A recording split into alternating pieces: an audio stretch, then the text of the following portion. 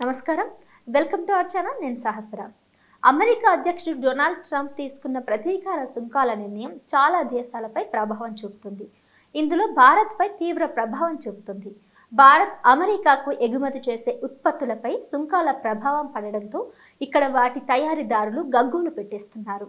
ఇందులో ముఖ్యంగా ఆంధ్రప్రదేశ్లో ఆక్వా రైతుల పరిస్థితి దారుణంగా మారిపోయింది. ట్రంప్ సుంకాల దెబ్బకు అమెరికాకు ఎగుమతి చేయాల్సిన ఆక్వా ఉత్పత్తుల ధరలు పడిపోతున్నాయి. అమెరికాకు భారత్ నుంచి భారీ ఎత్తున ఆక్వా ఉత్పత్తులు ఎగుమతి అవుతూ ఉంటాయి.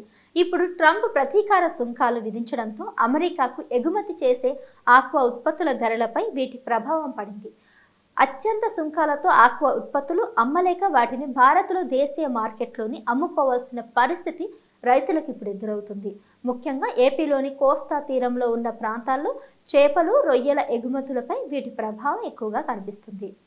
రొయ్యల ఎగుమతులు భారీగా పడిపోవడంతో దళారులకు ఎంతో కష్టంగా, అంతేకాకుండా ధరకు వాటికి అమ్ముకోవాల్సిన పరిస్థితి కూడా ఎదురవుతుంది.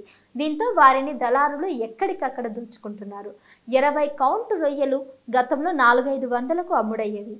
కానీ ఇప్పుడు వాటిని కేజీ 150 రూపాయల నుంచి 200 రూపాయలకు అమ్ముకోవాల్సిన పరిస్థితి ఏర్పడింది.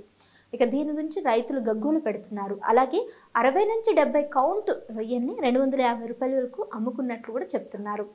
ఇప్పటికే రాష్ట్ర ప్రభుత్వం ఈ సమస్యను కేంద్ర వాణిజ్య మంత్రి పీయూష్ గోయల్ దృష్టికి తీసుకువెళ్లింది. సీఎం చంద్రబాబు ఈ మేరకు ఆయనకు లేఖ రాశారు.